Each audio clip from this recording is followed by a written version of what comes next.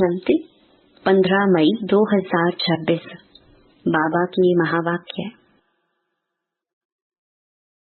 मीठे बच्चे, यह दुनिया कब्रिस्तान होने वाली है, इसीलिए इससे दिल नहीं लगाओ। परिस्तान को याद करो। प्रश्न: तुम गरीब बच्चों जैसा खुश नसीब दुनिया में कोई भी नहीं। क्यों? उत्तर: क्योंकि तुम गरीब बच्चे ही डायरेक्ट उस बाप के बने हो जिससे सदगति का वर्षा मिलता है। गरीब बच्चे ही पढ़ते हैं। साहूकार यदि थोड़ा पढ़ेंगे भी तो उन्हें बाप की याद मुश्किल से रहेगी। तुम्हें तो अंत में बाप के सिवाय और कुछ भी याद नहीं आएगा, इसीलिए तुम सबसे खुश नसीब हो। गीत: दिल का सहारा टूट ना जाए। ओम शांति। बच्चों प्रति बाप समझा रहे हैं और बच्चे समझ रहे हैं कि बरोबर यह जमाना अब कब्रिस्तान बनने वाला है। पहले यह जमाना परिस्तान था, अब पुराना हो गया है, इसीलिए इनको कब्रिस्तान कहते हैं। सबको कब्र दाखिल होना है। पुरानी चीज कब्र दाखिल होती है, अर्थात मिट्टी में मिल जाती है। यह भी सिर्फ तुम बच्चे ही जानते हो, दुनिया नहीं जानती। कुछ विलायत वालों को मालूम होता है कि कब्र दाखिल होने का समय दिखता है। तुम बच्चे भी जानते हो कि परिस्तान स्थापन करने वाला हमारा बाबा फिर से आया हुआ है। बच्चे यह भी समझते हैं, अगर इस कब्रिस्तान से दिल लगाई तो घाटा पड़ जाएगा। अभी तुम बेहद के बाप से बेहद सुख का वर्षा ले रहे हो, सो भी कल्प पहले मुहाफिक। यह तुम बच्चों की बुद्धि में हर कदम रहना चाहिए, तो यही मन मनाभव है। बाप की याद में रहने से ही परिस्तानी बनेंगे। भारत परिस्तान था और खंड परिस्तान नहीं बनते हैं। यह है माया रावण का पॉम्प। यह थोड़ा समय चलने वाला है। यह है झूठा शो, झूठी माया, झूठी काया है ना। यह पिछाड़ी का भपका है। इनको देखकर समझते हैं स्वर्ग तो अभी है, पहले नर्क था। बड़े बड़े मकान बनाते रहते हैं। यह 100 वर्ष का शो है। टेलीफोन, बिजली, एरोप्लेन आदि, यह सब 100 वर्ष के अंदर बनते हैं। कितना शो है, इसीलिए समझते हैं स्वर्ग तो अभी है। दिल्ली पुरानी क्या थी, अभी नई दिल्ली कैसे अच्छी बनी है। नाम ही रखा है न्यू दिल्ली। बापूजी चाहते थे नई दुनिया राम राज्य हो, परिस्तान हो। यह तो टेम्परेरी पॉम्प है। कितने बड़े बड़े मकान, फाउंटेन आदि बनाते हैं। इनको आर्टिफिशियल स्वर्ग कहा जाता है, अल्पकाल के लिए। तुम जानते हो इनका नाम कोई स्वर्ग नहीं है, इनका नाम नर्क है। नर्क का भी एक शो है। यह है अल्पकाल का शो। यह अभी गया कि गया। अब बाप बच्चों को कहते हैं, एक तो शांति धाम को याद करो। सब मनुष्य मात्र शांति को ढूंढते रहते हैं, कहाँ से शांति मिलेगी। अब यह सवाल तो सारी दुनिया का है कि दुनिया में शांति कैसे हो। मनुष्यों को यह पता नहीं कि हम सब वास्तव में शांति धाम के रहने वाले हैं। हम आत्माएं शांति धाम में शांत रहती हैं, फिर यहाँ आती हैं पाठ बजाने। सो भी तुम बच्चों को मालूम है। अभी तुम पुरुषार्थ कर रहे हो सुख धाम जाने वाया शांति धाम। हर एक की बुद्धि में है हम आत्माएं अभी जाएंगी अपने घर शांति धाम। यहाँ तो शांति की बात हो नहीं सकती, यह है ही दुख धाम। सतयुग पावन दुनिया, कलयुग है पतित दुनिया। इन बातों की समझ अभी तुम बच्चों को आई है। दुनिया वाले तो कुछ भी नहीं जानते हैं। तुम्हारी बुद्धि में आया है बेहद का बाप हमको सृष्टि चक्र की आदि मध्य अंत का राज समझाते हैं। फिर कैसे धर्म स्थापक आकर धर्म स्थापन करते हैं। अब सृष्टि में कितने अथाह मनुष्य हैं। भारत में भी बहुत हैं। भारत जब स्वर्ग था तब बहुत साहूकार थे और कोई धर्म नहीं था। तुम बच्चों को रोज रिफ्रेश किया जाता है, बाप और वर्षे को याद करो। भक्ति मार्ग में भी यह चला आता है। हमेशा अंगुली दिखाते हैं कि परमात्मा को याद करो। परमात्मा अथवा अल्लाह वहाँ है, परंतु सिर्फ ऐसे ही याद करने से कुछ होता थोड़ी है। उनको यह भी पता नहीं है कि याद से क्या फायदा होगा, उनके साथ हमारा क्या संबंध है, जानते ही नहीं। दुख के समय पुकारते हैं, हे राम। आत्मा याद करती है, परंतु उनको यह पता नहीं है कि सुख शांति किसको कहा जाता है। तुम्हारी बुद्धि में आता है कि हम सब एक बाप की संतान हैं, तो फिर दुख क्यों होना चाहिए। बेहद के बाप से सदा सुख का वर्षा मिलना चाहिए। यह भी चित्र में क्लियर है। भगवान है ही स्वर्ग की स्थापना करने वाला, हेवनली गॉड फादर। वह आते भी भारत में ही है, परंतु यह कोई समझते नहीं है। देवी देवता धर्म की स्थापना जरूर संगम पर ही होगी, सतयुग में कैसे होगी, परंतु यह बातें दूसरे धर्म वाले जानते नहीं। यह तो बाप ही नॉलेजफुल है, समझाते हैं। आदि सनातन देवी देवता धर्म कैसे स्थापन हुआ। सतयुग की आयु लाखों वर्ष कहने से बहुत दूर कर देते हैं। तुम बच्चों को चित्रों पर ही समझाना है। भारत में इन लक्ष्मी नारायण का राज्य था। इन्होंने कैसे कब यह राज्य पाया यह नहीं जानते, सिर्फ कहते हैं यह सतयुग के मालिक थे। उनके आगे जाकर भीख मांगते हैं तो अल्पकाल के लिए कुछ न कुछ मिल जाता है।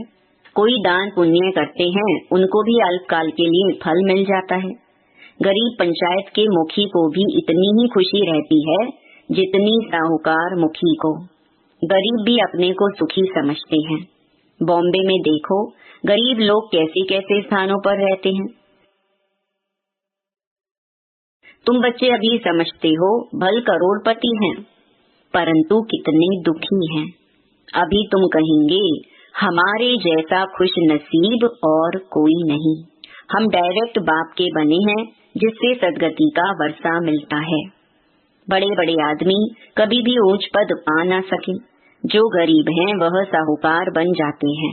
पढ़ते तुम हो वह तो अनपढ़ हैं, करके थोड़ा पढ़ेंगे भी तो भी बाप की याद में रह नहीं सकते। अंत में तुमको सिवाय बाप के और कुछ भी याद नहीं रहना है।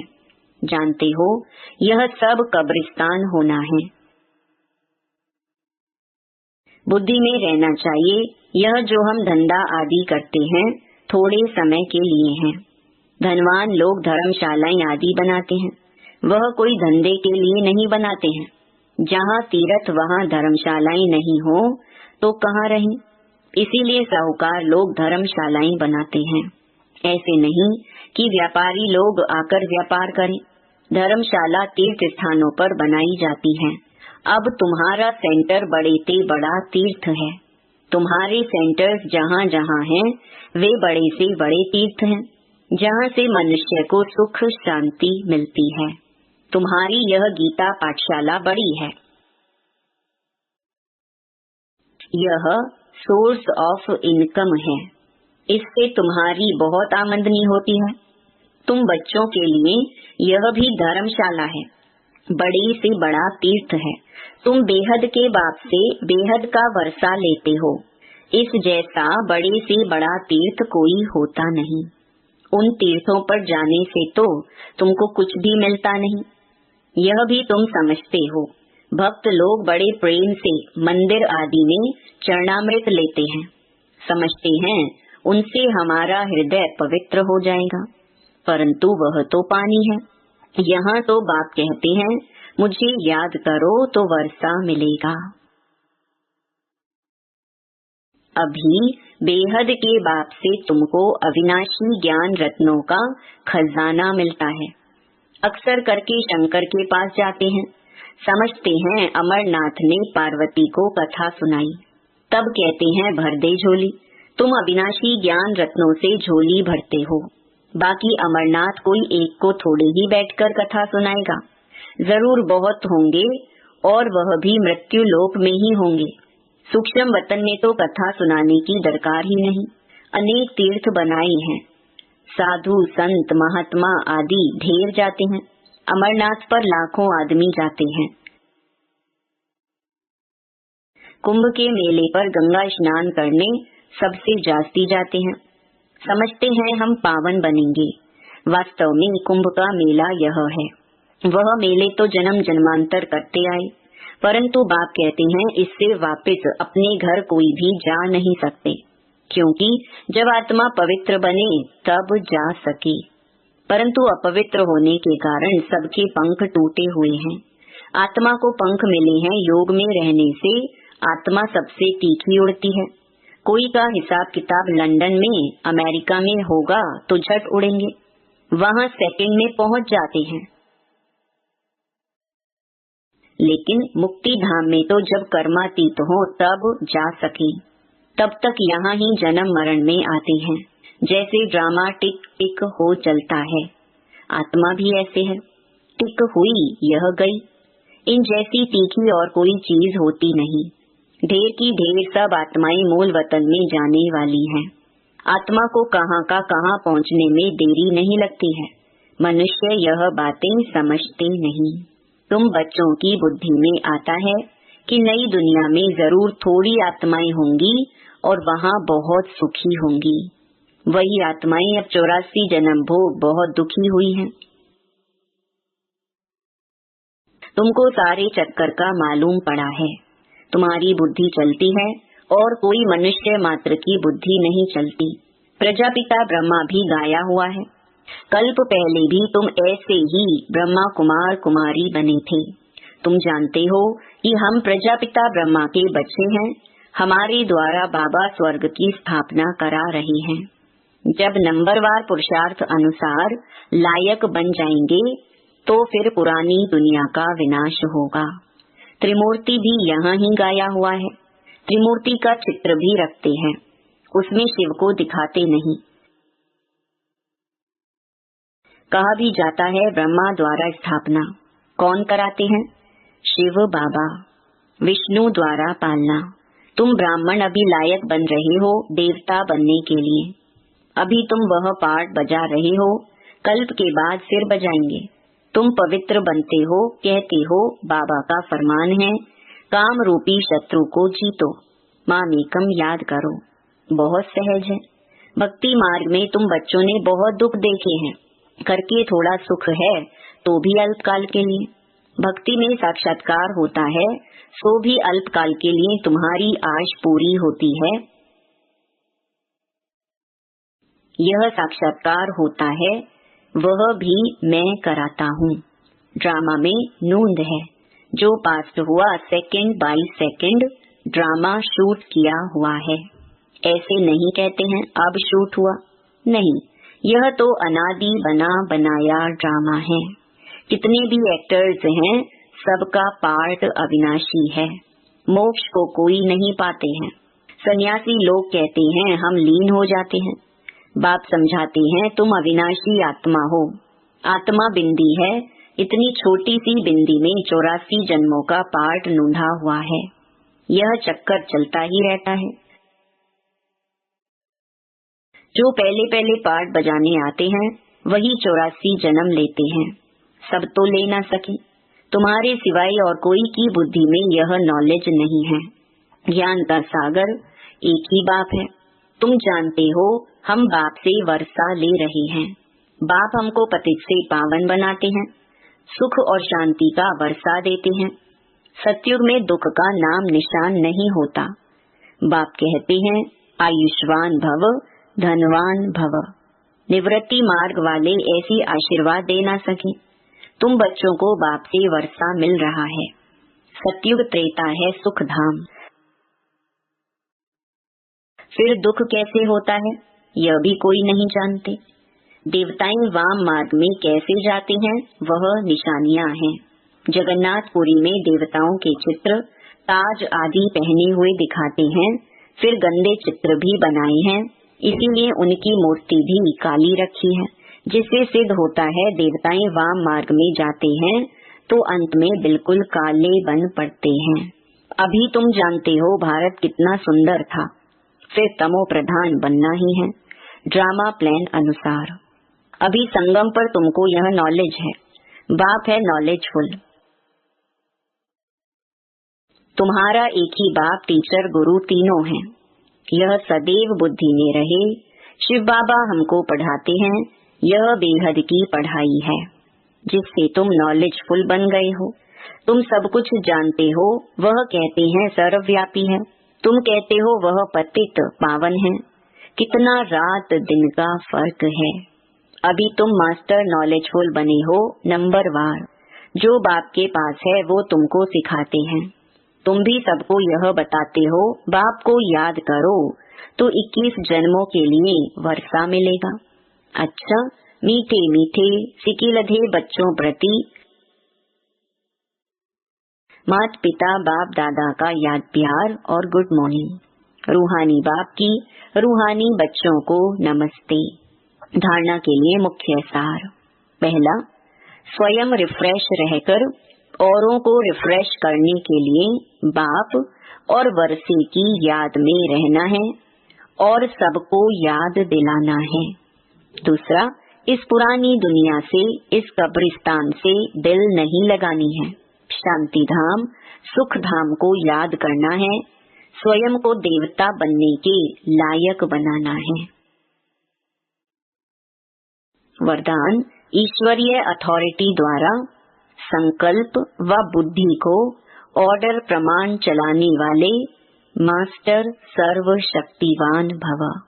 जैसे स्थूल हाथ पांव को बिल्कुल सहज रीति जहाँ चाहो वहाँ चलाते हो व कर्म में लगाते हो, वैसे संकल्प व बुद्धि को जहाँ लगाने चाहो वहाँ लगा सको। इसे ही कहते हैं ईश्वरीय अथॉरिटी।